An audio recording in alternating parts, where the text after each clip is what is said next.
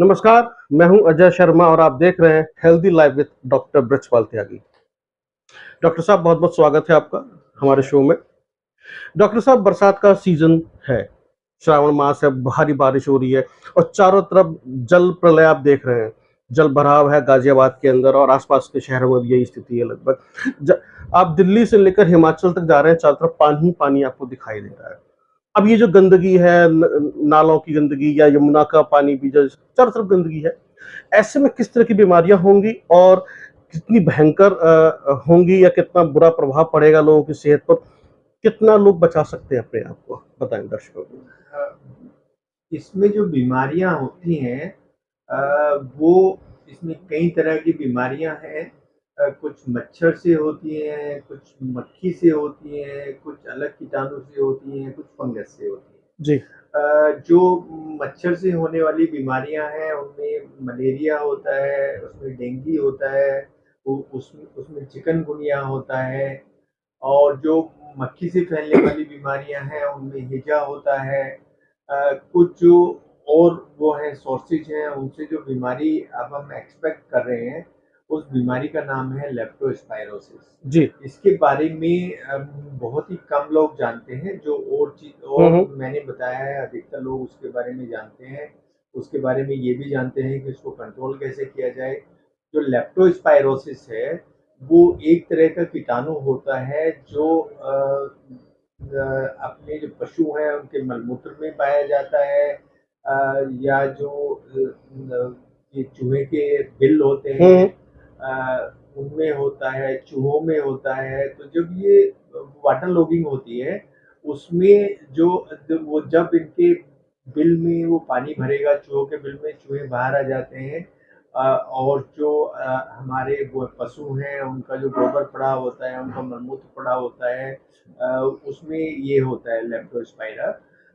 अब इससे अगर हम नंगे पैर उसमें घूम रहे हैं जैसा हम्म। कुछ वीडियोज में न्यूज में देखा गया है, कोई उसमें स्नान करता है, कोई नंगे पैर घूमता है, तो ये स्किन के थ्रू हमारे खून में जाता है। और ये इसी तरह के सिम्टम्स पैदा करता है, जैसे फीवर पैदा करेगा, पेट में दर्द हम्म। पैदा करेगा, आंखों की लाली होगी। और उसके साथ साथ ये फेफड़ों तक भी पहुंच सकता है। और इसको हम बोलते हैं हेमरेजिक पल्मोनरी रिएक्शन। जी। जब हमारे फेफड़ों में हेमरेजिक रिएक्शन होता है तो उसकी वजह से वो हिस्सा में ऑक्सीजन नहीं जाता है, तो सांस लेने में परेशानी होती है और ये इसी तरह की परेशानी होती है जैसे कोविड में हुआ। जी। तो ये जितनी भी बीमारियां हैं, अगर कोई फैल्सीपेरम मलेरिया होता है वो जानलेवा होता है, जो डेंगू है वो जानलेवा होता है, जो आपका चिकनगुनिया है वो जानलेवा होता है। हैजा अगर उसका इनिशियली ट्रीटमेंट ना किया जाए तो उसकी वजह से जान चली जाती है। लेप्टोस्पाइरा से जान चली जाती है जिसके बारे में अभी अधिकतर लोग जानते हैं। क्या इसकी भी संक्रमण दर काफी हाई है?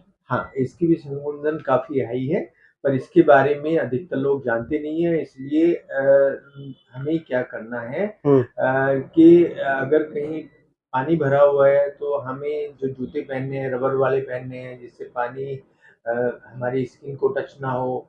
तो इस तरह की जो सावधानियाँ हैं वो इस बीमारी से बचा सकती हैं, लेकिन 99% लोग ऐसा नहीं करते हैं और वो इसके कॉन्टैक्ट में आ जाते हैं। डॉक्टर साहब जिस तरह की परिस्थितियां हैं हमने देखा है, लोग चाह कर भी नहीं बचा पाएंगे अपने आप को और इसकी संक्रमण दर भी ज्यादा है। अब जब ये हो जाए तो घर पे कैसे अपने आप को फौरी तौर पर बचा सकते हैं?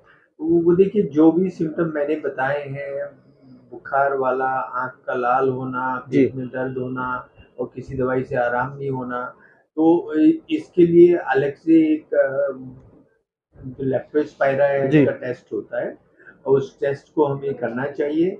और उस टेस्ट में अगर पॉजिटिव आता है तो उसके हिसाब से जो भी कंसर्न फिजिशियन है, कंसर्न डॉक्टर है, उसकी दवाई स्टार्ट करता है और उसकी दवाई स्टार्ट करने से ही उसका इलाज होता है। अगर दवाई नहीं दी जाएगी तो हमारे मरीज की जान को खतरा है। ये कितने दिन तक असर रहता है इस बुखार का, इस बीमारी का?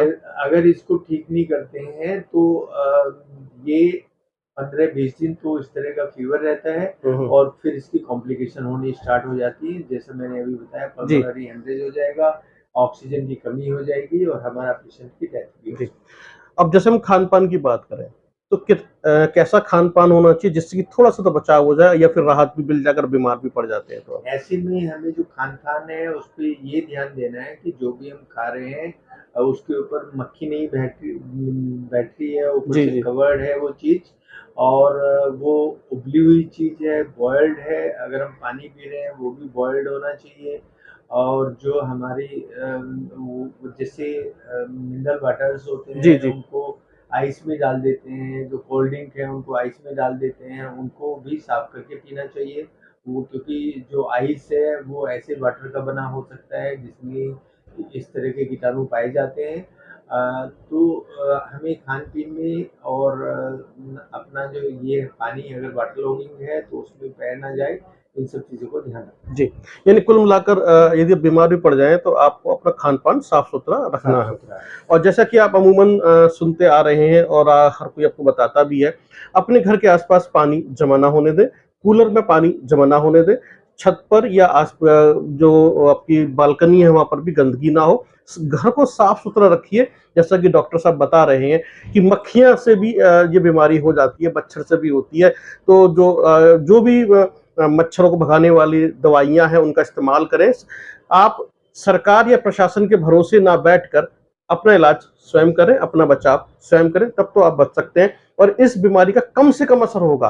होगा ज़रूर, बीमार ज़रूर पड़ना है लोगों को, 10 में से मैं समझता हूँ 7 लोग बीमार ज़रूर पड़ेंगे, जिस तरह के हमने अभी हालात देखे हैं अपने आस-पास। इसलिए बचाव में ही सुरक्षा है और सलाह मानने में ही आपकी सेहत अच्छी रह सकती है और ये बात हर शो में डॉक्टर बीपी त्यागी बताते हैं, कैसे आप हेल्दी रह सकते हैं। बहुत-बहुत धन्यवाद डॉक्टर साहब हमसे बातचीत करने के लिए और हमारे दर्शकों को सलाह देने के लिए कि आप हेल्दी लाइफ कैसे जी सकते हैं। बहुत-बहुत धन्यवाद।